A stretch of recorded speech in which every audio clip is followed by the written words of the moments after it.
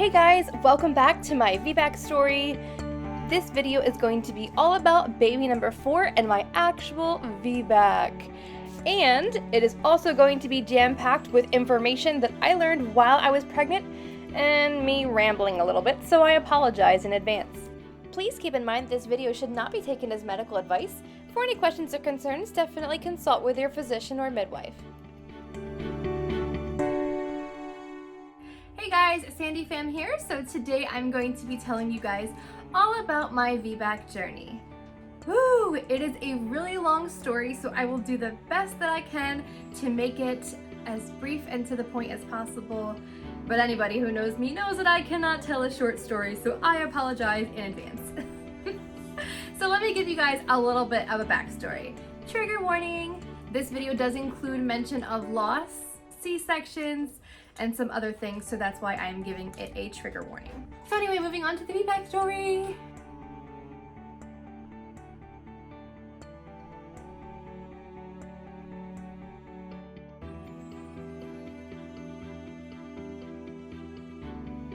Fourth baby, our beautiful rainbow baby. Here is her story and the point of this video. Woo! This is what we came for.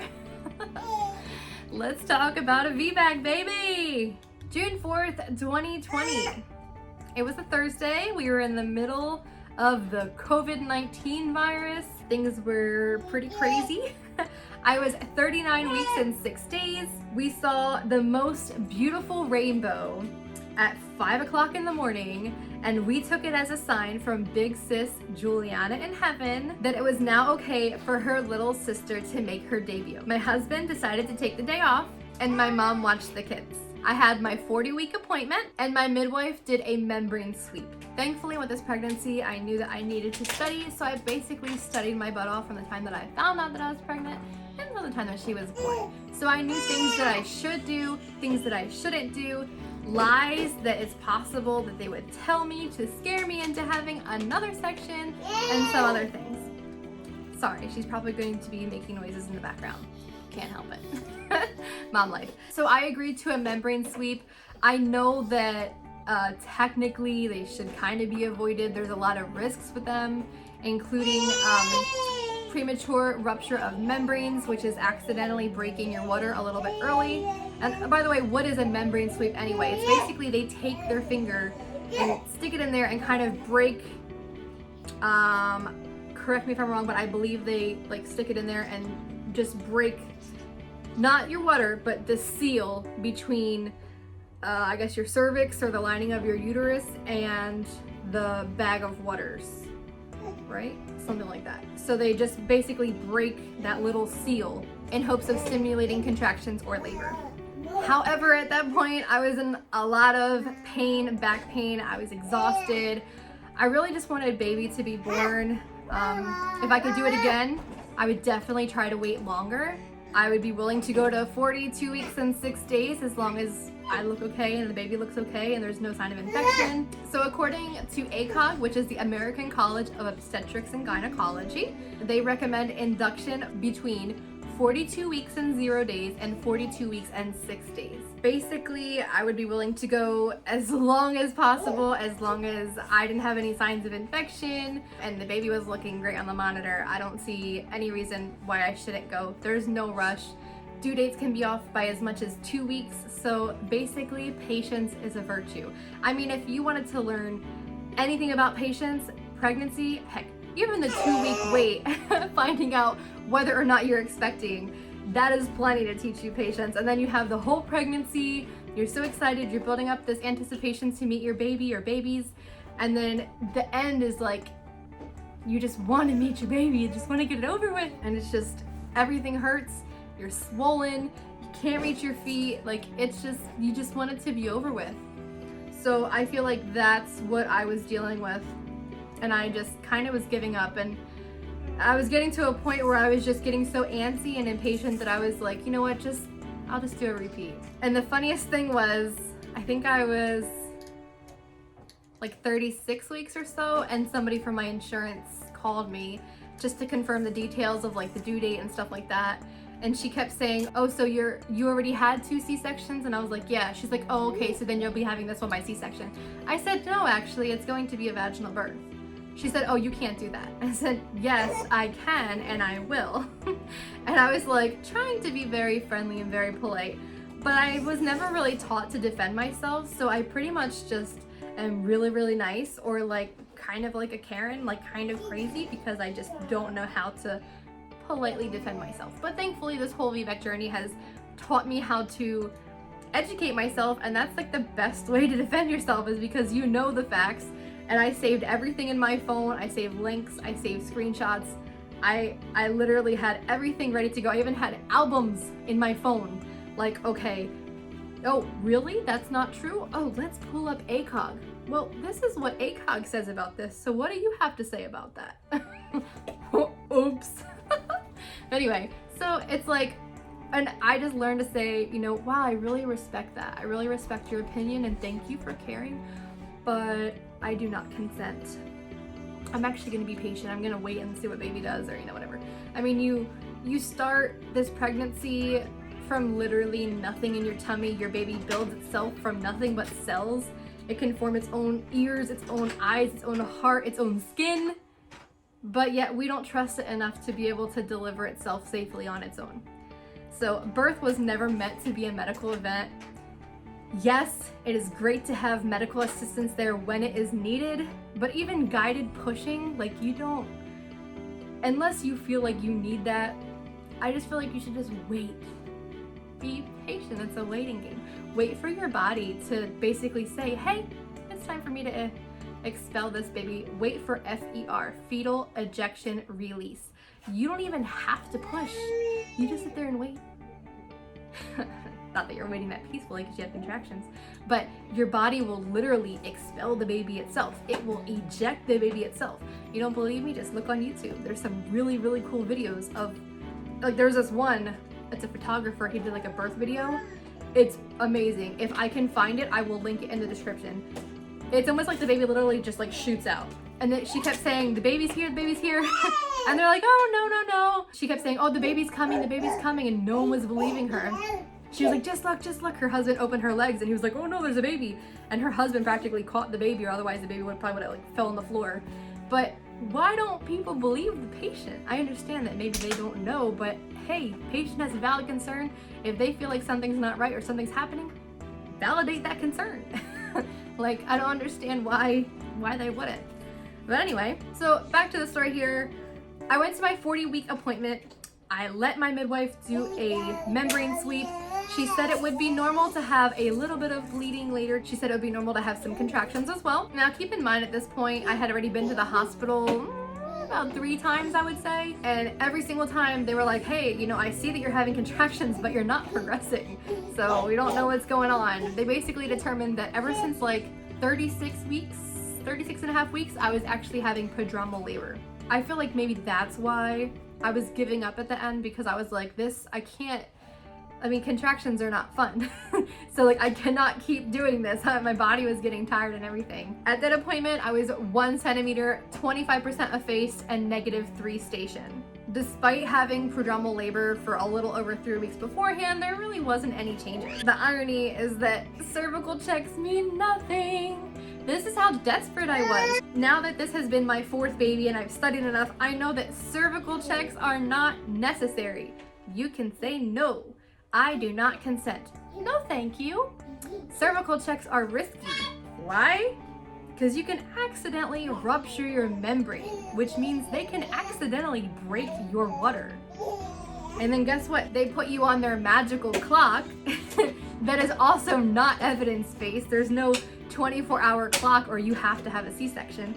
But I mean, a lot of people don't know that because you go into it thinking that you can trust your provider, and you should be able to trust your provider. I just feel like they need to be held to higher standards so that we can trust them, so that everybody can trust their doctor.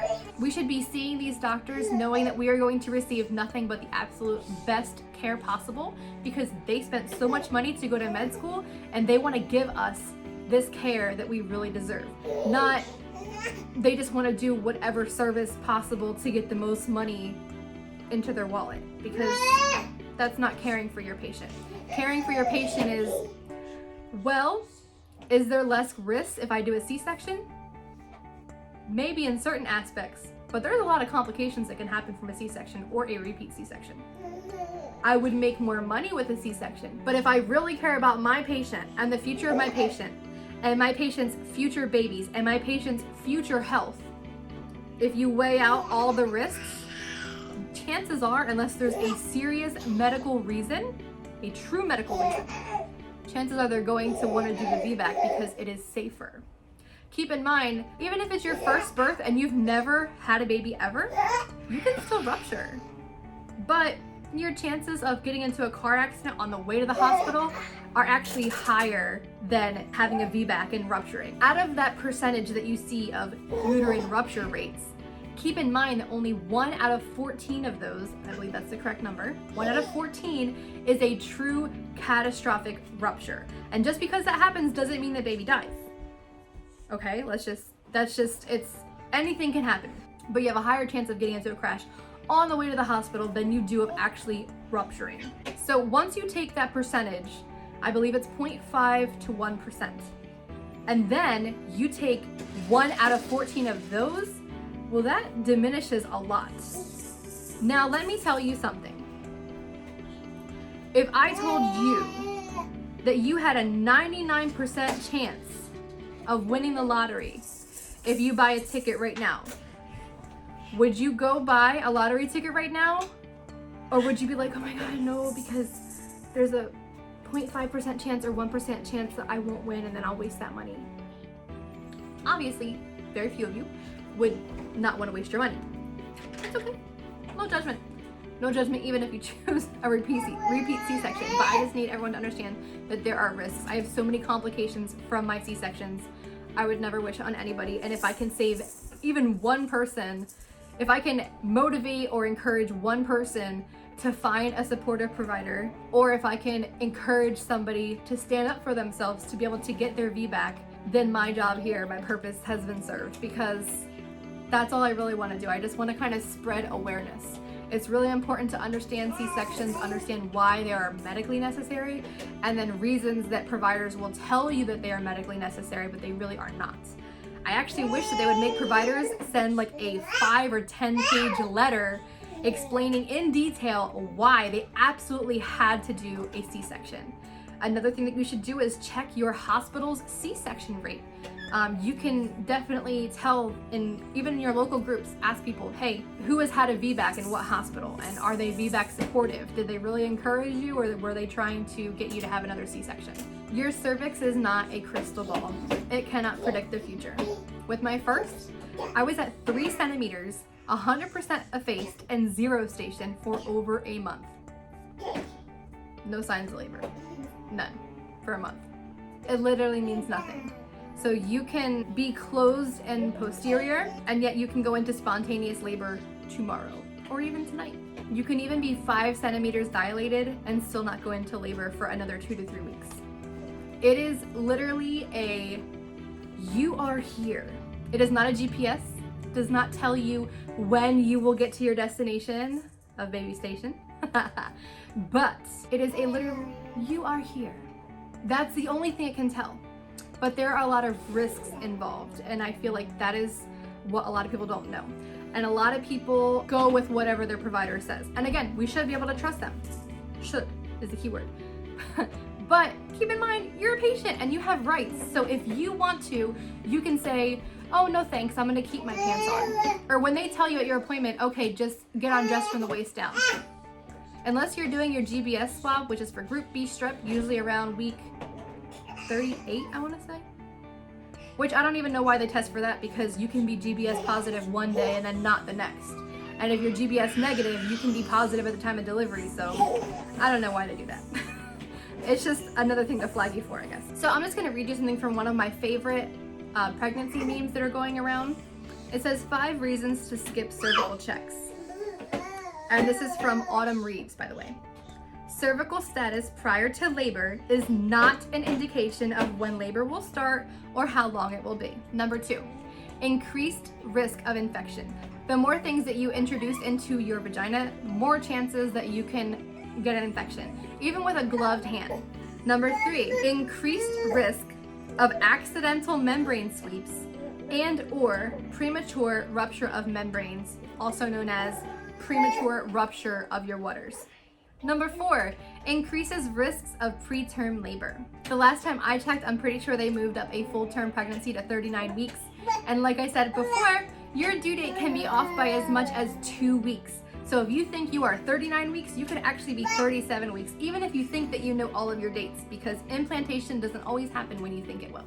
So really, there's no rush at the end. Aside from due dates being off by quite a bit, those last couple weeks of pregnancy are so crucial for lung and brain development. And again, you don't want to have a baby spend time in the NICU, so it's always best to just leave them cooking, trust the process, trust your birth, trust your baby, trust your birth, trust your baby, trust your body, and trust the process. Baby will come when ready. I know you're gonna get tired of hearing that, but it's the truth. Number 5, causes unnecessary stress and or disappointment based solely upon where you are right now in this very moment. And again, it's not an indication of what time you're gonna get somewhere, birth, but it's just you are here. Your cervix is not a GPS. It's not a crystal ball, cannot tell the future. Keep your pants on. That and the fact that this should never happen, by the way. But if you talk to women and they're very honest, it has happened. And it's actually, I wouldn't say common, but it shouldn't even be as common as it is. But some women go to get a cervical check and the doctor does a membrane sweep without the patient's permission. Or they will accidentally break their water. They know that interventions lead to more interventions, or maybe they have a party or a vacation coming up and they just need to get this baby out so that they can get the money for it and not some other on-call doctor. I mean, again, these things should not be happening, but hopefully in the near future we have some type of revolution in the standard of care that we receive as pregnant women, because honestly, I really feel like our system is failing. And a lot of things that are being practiced are just simply not evidence-based. Your cervix is meant to keep your baby in. It does not need to be doing anything until labor.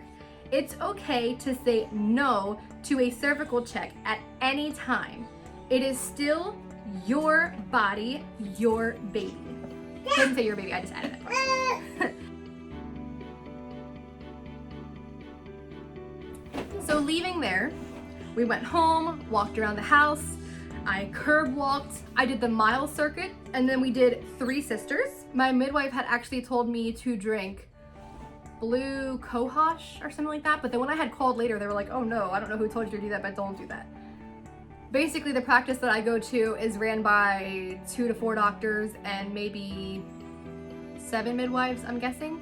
So you kind of alternate throughout your pregnancy as to which midwife you saw, and I never wanted to see a doctor. I think I only saw it once for a Bartholin cyst, and yes, I had a Bartholin cyst this time again, and they're like, oh, we can schedule you for the OR, and I'm like, actually no, until baby's here. Once baby's here, then you can do whatever you want. But I am not going to do it when I am pregnant, and I'm not going to risk not having my VBAC. So a couple things here that I can show you in a future video: mile circuit, curb walking, 3 sisters, midwives brew. Basically, my provider told me that I can go home, drink midwives brew, blue cohosh, or I forget what else the other thing was. But I knew blue cohosh, like there was something that I had heard in the past in a negative aspect regarding that. So I had called back and they said, no, please do not take that. But midwives brew, it's okay. Just be careful on the castor oil. But again, if you check out Evidence-Based Birth, they did a podcast on it. I don't know, I mean, you can listen to it and kind of form your own opinion, but I listened to it before drinking the castor oil. And I would say that it's not like I drank the same volume as castor oil as just like a regular serving. There's a lot less that goes into the midwives brew, so I'm not sure if that helped at all. The baby did not have meconium, and I didn't really have any nausea or diarrhea, thankfully. But you know, maybe I just got lucky, I have no idea. We went home, walked around the house, curb walked, did the mile circuit, did 3 sisters. I decided to go ahead and make the midwives brew, but this time I was not going to do it with apricot because I just simply could not stomach that. So I decided to do it with pineapple juice. I did this around 2:30 p.m. We made sure that everything was in the car and ready to go. By 7 p.m., about 5.5 hours later, my contractions became more frequent and stronger, and they were kind of like every 2.5 to 4 minutes apart. I waited an hour and a half and then I called my midwife. But at this point, I had had so many false labor runs, I wanted to make sure it was the real thing, and I wanted to increase my chances of having my VBAC.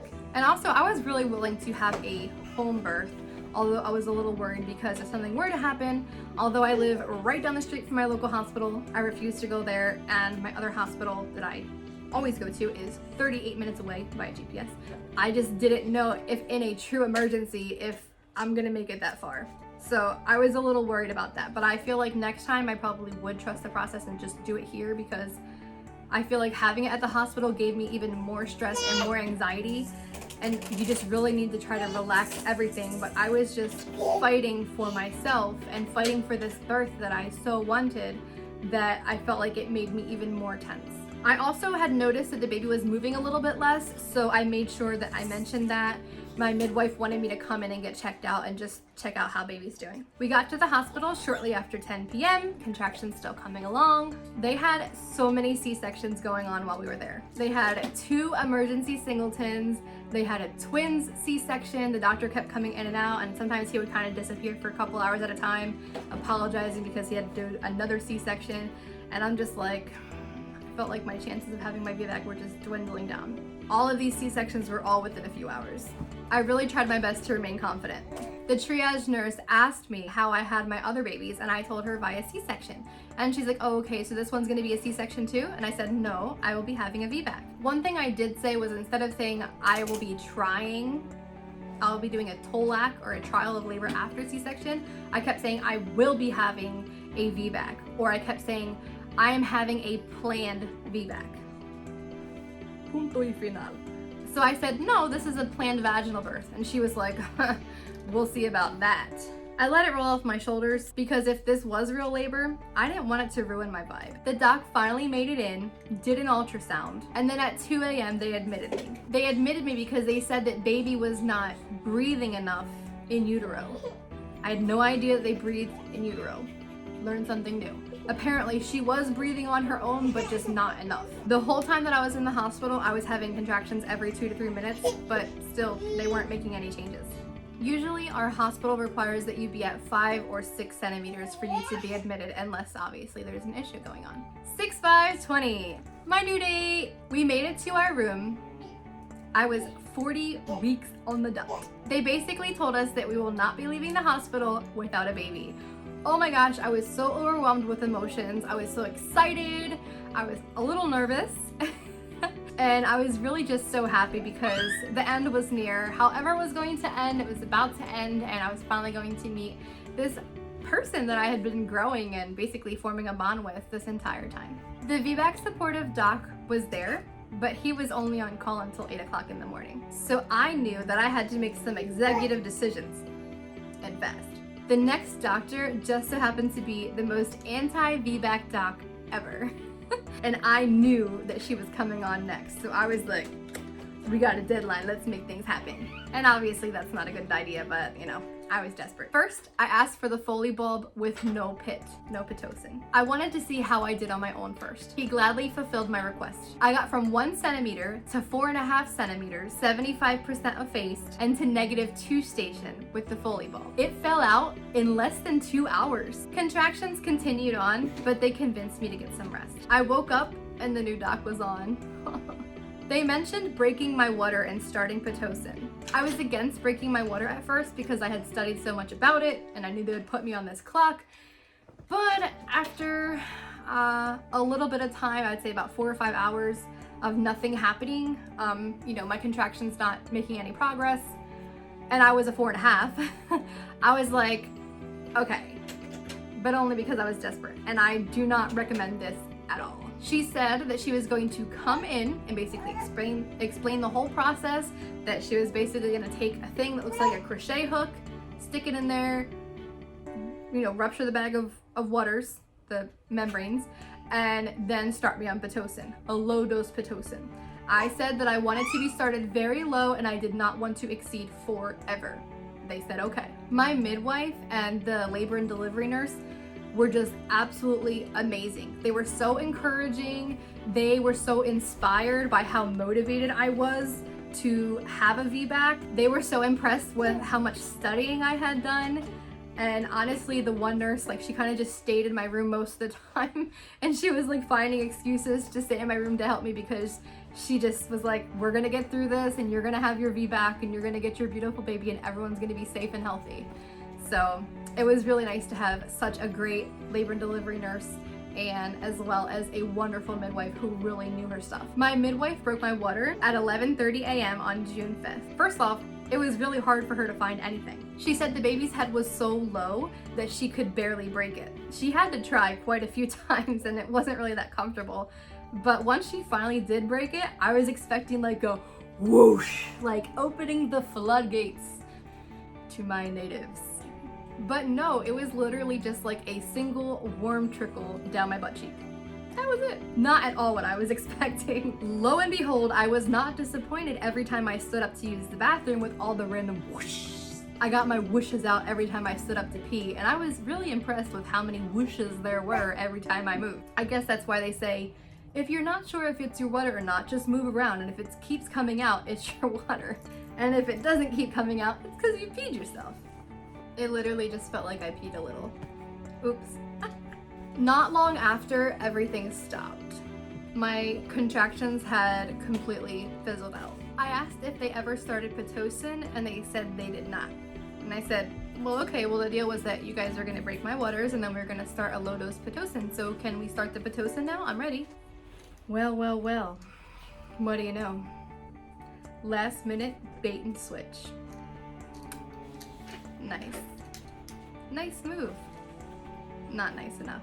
Poker face, poker face. Anyway, that's cool. All of a sudden, she changed her tune on me. She was like, I'm not giving you Pitocin. I would never give a VBAC patient Pitocin. I'm sorry, were you not just here like an hour or so ago? We had that conversation about breaking my water and then starting low-dose Pitocin? and then, of course, there was no reply to that. She knew exactly what she was doing when she okayed it. So there I lie in the labor and delivery bed with my water broken and my contractions barely there. My midwife and my labor nurse were amazing. They did all of the tricks, pulled out all of the cards to help baby get into the right position, to basically help things progress. They helped me do 3 sisters, Spider-Man, the cowboy, shaking the apples, lift and tuck, and all kinds of different positions with me with the peanut ball and the exercise ball. My husband is just an angel, and she saw that my husband was giving me a foot massage, so she was like, oh, I'm gonna go downstairs. I said, where are you going? She said, I'm going to the car. I said, okay. She's like, I'm gonna go get my bag of tricks. I was like, okay. This is like the greatest midwife ever. I love her, I swear. And ironically, it was a midwife that I had never met my entire pregnancy. I met her in labor. She came back up with her bag of tricks and pulled out some clary sage essential oils and showed us all of the pressure points for labor and also some to stimulate contractions. My labor team was my real life dream team, except for the doctor. Girl, bye. They gave me a manual pump, the Medela manual pump, and that helped me to bring on some more contractions. But as soon as my hand got tired of pumping, the contractions would die down. A couple of times they said, it's not really necessary, but do you want us to check you? And I was just like, no, please don't. There were a few contractions throughout the day, so there was no point, especially since my membranes were ruptured. I did not want to increase the risk of infection. At this point, I was admitted, membranes were ruptured. They weren't going to be sending me home if I wasn't progressing. They were going to try to get me to have a C-section. By 7 p.m., of course the OB came in and already wanted me to do a C-section. She came in and tried to be all super sweet. Hi, honey. How you doing? You doing okay? Well, listen, your water's been broken since 11:30 this morning, and it's 7 o'clock now. I'm really worried you're gonna get an infection, and I just feel like it would be best that we just go ahead and do a repeat C-section. I know you really want your VBAC, and look, I don't want you to feel like a failure. You did an amazing job this far, and you know, I'm really happy that you were sticking to your guns, but right now I just feel like it's in your best interest. Let's just go ahead and do the C-section. You know, buttering me up. She refused to even give me 2 milliliters an hour of Pitocin because it was too risky. Whereas before she broke my water, it was okay. She was going to break my water and then put me on a low dose of Pitocin. She said no doc in their right mind would ever put a VBAC patient on Pitocin. Not for a VBAC and much less for a VBAC after 2 C-sections. She said if I tried to labor and things went south, that it's possible they might not get the baby out in time because of so much scar tissue. Where's my scar tissue from? Previous C-sections. Do we not see a pattern here?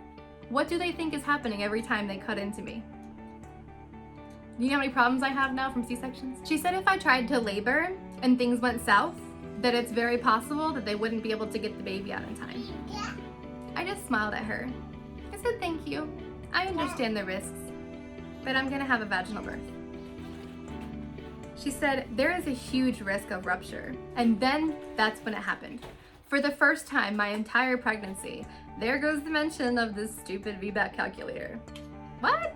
So I don't know if you guys have seen it, but there's like a meme or a picture floating around that has one side VBAC tolerant and the other side is VBAC supportive. So the tolerant side, or whatever that word is, you definitely just want to, that is not a supportive provider, that is not someone that you want to associate yourself with. Go find yourself a supportive provider. Even if you cannot find a supportive provider, you will see in my story that you don't need a supportive provider. You know what you need to support? Yourself. You need to have faith in yourself. You need to confide in yourself. You need to trust yourself, your baby, your birth, your body, the process. You can do this. I know you can. She mentioned this silly little VBAC calculator and gave me a 20% chance of success. I smiled again and somehow managed to keep my cool instead of becoming defensive. I was never taught how to defend myself growing up, so I'm either sweet or psychotic. There's really no in between. So I was really proud of myself for being able to handle myself in the way that I did, but I guess it's because I took the time to educate myself, and whatever she said, I just kind of fired back with some evidence-based information. She said that there was a 1% chance that I can rupture. I said, but you know what? You just told me a minute ago I have a 20% chance of having a VBAC. So am I gonna worry about a 1% chance of rupture when really it's a little bit less than that? Or am I gonna worry about a 20% chance of a VBAC? So if you're gonna try to fearmonger me with a little 1% chance and then tell me that I only have a 20% chance of a successful VBAC. Hello, 20 times more? I'm gonna choose my successful VBAC. So your whole fear-mongering thing literally just fired back in your face. Take that, lady. I told her, I understand all of the risks and I really appreciate your concern, but this is the most important test of my life and I've studied very hard. The chance of success is actually in my favor. You see, even if you mean what you say, that I have a 1% chance of rupture, that means I have a 99% chance of not rupturing. I'm okay with that. You're saying that I basically have nearly 100% chance of success, except for that one little 1% or less than 1%. So yeah, I'm gonna go for my VBAC. I'm not gonna let that little 1% scare me. She was like, it's in your favor? What do you mean? Can you elaborate? I was like, well, sure. The risk of rupture is actually in between 0.51 to 1%. And out of those percentages, only 1 out of 14 is a true catastrophic rupture. You should have seen the look on the labor nurse's face next to me. She was like, and the doc was in front of me. Listen, honey, I'm not sure where you're getting your information, but that is not true. But as long as you understand the risks and why I only support doing a controlled, non-emergent C-section, I need the time to get through your scar tissue to get the baby safely out. This is not a good scenario for an emergency C-section. I said, why? So I can have more scar tissue? We want more kids. Maybe even 3 more. I prefer to try to avoid having 6 C-sections. She was like, oh sweetie, I really don't recommend that. I was like, clearly, hence my battle that I refuse to give up on. She tried to scare me in mentioning that my water has already been broken for nearly a day, and there is a large risk of infection. And I was like, oh no, well, in that case, I might just have to sign AMA and go home and wait for labor to start. She tried to use the 24-hour clock with me. I told her that information was not evidence-based, and as long as there was no signs of distress or infection, I would be laboring as long as I'd like. I would gladly continue on for days with my water broken. I had never felt so confident in myself, and it was exhilarating. She had nothing more to say, so she left the room. As soon as the door shut, my midwife and the labor nurse were like, yo, that was awesome! And they were like doing like the silent cheer, like, oh my God. They cheered me on for standing my ground and contesting all of her facts with real evidence-based facts. They pumped me up even more to have this VBAC. Even the labor nurse was like, no, you can do this and you are going to do this. I'm going to make sure you get your VBAC, she told me. They even stayed there in my room most of the time because they said they didn't want to sit out there at the desk and listen to the doctors complain. My female OB told a longtime resident OB that was not associated with my midwife's practice to come in and talk to me. He came in about a half hour later to pretty much tell me the same thing that she told me. He got me to agree to a C-section if Pitocin didn't work. If they lied to me before and switched things up just to have me sitting here with broken waters, I can revoke my consent at any time. And on top of that, I didn't sign anything. Technically, my consent was only verbal since I didn't sign anything. So you want to tell me something and then take it back? I guess I can do the same. I'm not usually a petty person, but this was the first time that I really had to fight, and I wasn't going to give up easily. Still June 5th, 2020, 8:20 p.m., an hour and 20 minutes after she tried to get me to have a repeat C-section. The doc basically told her, like, look, she's not backing down. She's really adamant. She agreed to a C-section if things backfire in her face. I guess just let her do it, whatever. So they started me on 2 milliliters of Pitocin. Contractions started soon after, but they were nice, beautifully painful, and productive. I know that doesn't seem like it makes sense, but it makes sense to me. They told me to get some rest while I could. I'm guessing while I was asleep, they upped it to a 3 or a 4. 1:55 a.m. I woke up. I texted my mom. Shit just got real. These Pitocin contractions are no joke. I look over at my medicine monitor, you know, the one that has the bags hanging. They have me on 8 milliliters an hour. I did not consent to that. Yes, they're the doctor. Yes, they think that they're in charge. This is my body. I'm allowed to say what goes into it and what does not. Not really happy about that, but whatever. My labor nurse had actually given me her number to text her, not her personal number, but the number for her hospital phone.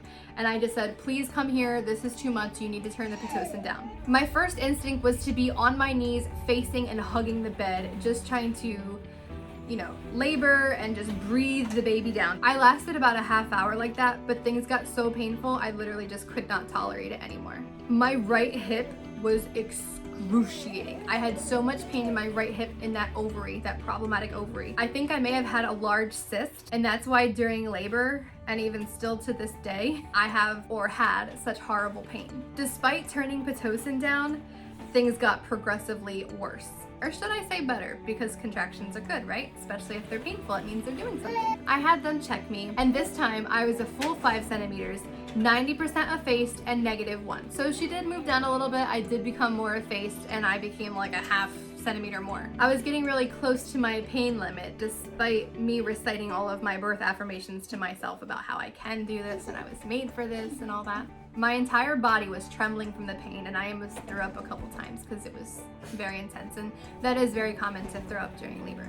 I was hoping that I was getting to that point because baby was close to being here, but I was really discouraged to find out I was only 5 centimeters. And again, that's why you really don't need to check, because it just kind of disappoints you, and then from there you can actually have, you know, mental failure to progress because you think that nothing's happening. You can like psych yourself out mentally. I started to cry. My labor nurse soon after realized that something was up and asked me what was wrong, and I really didn't want to tell her. She pretty much had to pry it out of me, and I was like, and that's when the waterworks turned on full force. I was like, look, I really wanted a natural birth, but I think I'm gonna have to get the epidural, and I'm only 5 centimeters, and I know if I get it too early, things can completely stall out. My water's broken. I don't feel like giving up, but I definitely just feel like I'm at some type of a breaking point here. I totally understand that labor is going to be painful. I thought I had prepared myself with it, you know, with all kinds of different breathing techniques and trusting myself and just being totally at peace with myself and totally calm and just breathing the baby down. But this right hip pain was so severe. I was like, look, something's wrong. Like something's not right. There's something going on with this hip. I said, after baby's born, I need to get checked out. I need to know what's happening with this hip because something is not right. I know my body. I know that that's not normal. There's no way that labor can be that painful. Like if it was that painful, there would be like 2 whole people in this world because it was just so bad. So bad. I can't even explain how painful it was. And I just told her, look, I looked her dead in her eyes and I was like, I sadly need an epidural. I'm sorry. She said, don't be sorry. Look, you're not failing yourself. We're gonna do this. You're gonna have your vaginal birth. She was amazing. She kept reassuring me, you're going to do this. We're gonna keep moving you. You know, we're not gonna just give it to you and let you sit there. Like, we're gonna keep making you work for it. She said, do you want me to help you breathe through a few more contractions? And I was like, honestly, no. I said, I'm the kind of person that I will never speak up until I reach my breaking point, and I've already been at my breaking point for some time now, and it's just not getting any better. So I'm sorry, but no, I can't breathe through anymore. And they already told me if I ever want an epidural, it's usually about a 45-minute wait. So I was like, there's no way I can wait 5 or 10 more minutes of these contractions and then 45 minutes. Like, it was bad. I had already been battling myself for a while. I'm just really hard on myself, and I wouldn't let myself give in until that point. I was doing great breathing and moaning through the contractions at first, but right before my breaking point, I became that lady in labor and delivery that just screams. I kept apologizing in between my contractions, but my right hip was literally on fire. She called anesthesia, but of course, minutes before she called anesthesia, someone else in labor had just called anesthesia, so they had to go to them first and then come to me. 45 minutes later, the anesthesiologist finally comes to set in my epidural. I was really upset with myself, like, I have to be honest. I really wanted a natural birth, but you know, it is what it is. The contractions were so bad. Again, I was screaming and I couldn't barely sit still. And he's like, you're gonna have to sit still, because if I miss, we're gonna have issues.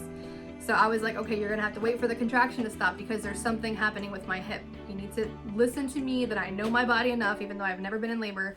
You need to listen to what I'm saying and understand that something is not right, something's wrong. You need to wait for the contraction to pass. And in between that little bit of break you get, go ahead and stick the needle in there. So after that contraction, I tried my best to relax and, you know, hunched over so he can really stick it in. Good. That's what she said. How did it feel? It was a short, stinging, tingling sensation, followed by intense coldness. I had an instant pain shoot from the injection site all the way to my neck. This pain lasted me 8 days. It wasn't terrible, but it was definitely annoying. They told me again to rest. Within 15 minutes or so, I felt my legs go completely numb. Like, just trying to lift my leg up, it just felt like jello. I can compare it to the feeling of when you sit on your leg for too long, like I'm doing right now, and it falls asleep and you get that tingling sensation. Very similar to what you feel when you have an epidural. They gave me a Foley again, but this time for Pete, and then I fell asleep.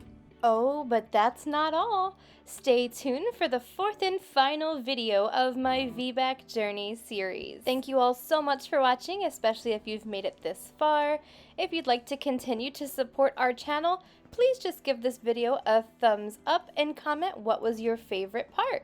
I wish you all a positive birthing experience.